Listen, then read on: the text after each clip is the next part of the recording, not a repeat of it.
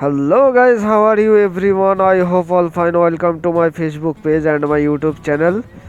তো গাইজ আজকে আমার এটি প্রথম বাংলা ব্লগ, আর বাংলা ব্লগের প্রথম ব্লগে আমি যেখান দিয়ে যাচ্ছি এটা হচ্ছে বাহারিনের বাঙালি গলি। ইয়েস গাইজ, আপনারা ঠিকই শুনেছেন, এটি বাঙালি গলি, এটি মানামায় অবস্থিত।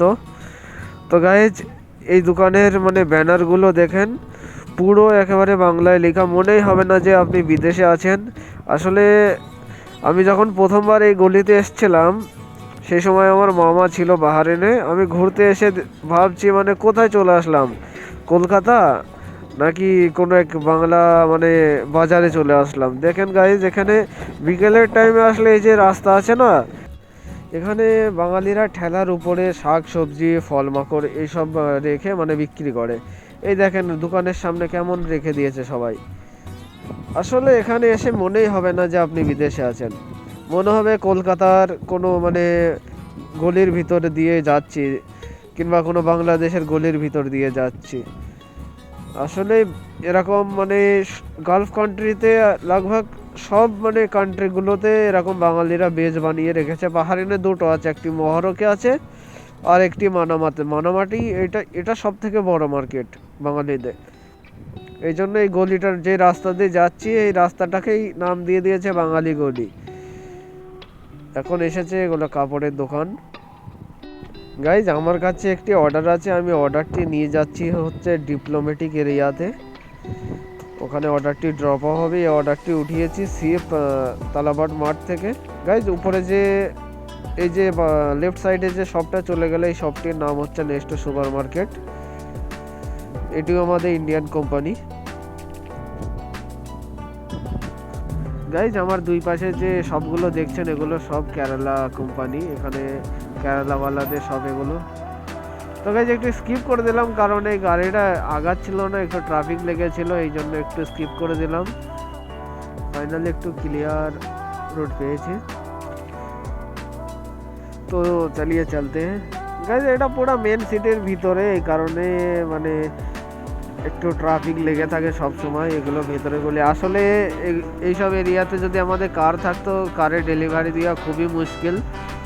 এই কারণে বাইক এইসব জায়গায় একটু তাড়াতাড়ি যেতে পারি বাইক নিয়ে। বাইচান্স যদি কোনো গাড়ি আটকিয়ে যায়, কার নিয়ে যাওয়ার কোনো ক্ষমতাই নেই, এই জন্যে কারের ডেলিভারি দিতেও অনেক লেট হয়।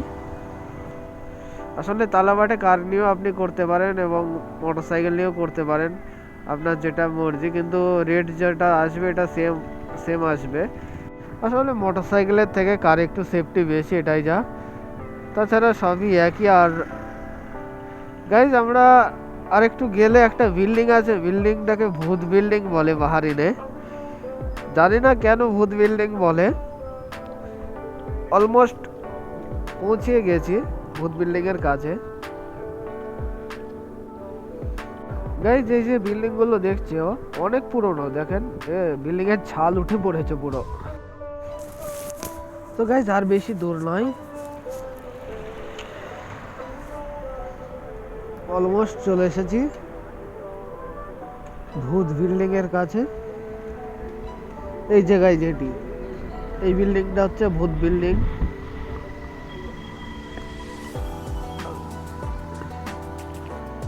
এটি একেবারে ক্লোজ করে রেখে দিয়েছে, এসে পর্যন্ত দেখছি এরকমই হয়ে আছে।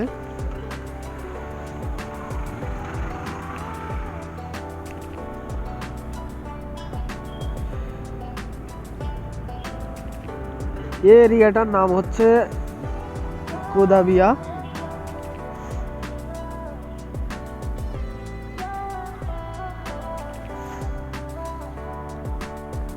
জাস্ট কিছুক্ষণ বাদে একটি সুন্দর ভিউ আপনাদের সামনে আসতে চলেছে, দেখুন গাইজ। এখন আমরা আস্তে আস্তে ডিপ্লোম্যাটিক এরিয়ার দিকে আগাচ্ছি।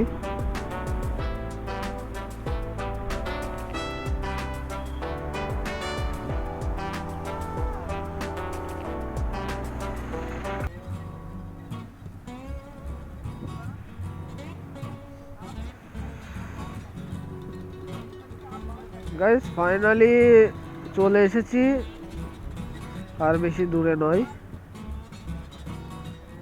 সো গাইস, দেখা হবে আবার পরের ভিডিওতে। আজকের মতো এইটুকুই। সবাই ভালো থাকবেন, খুশি থাকবেন। এখনকার মতো বাই।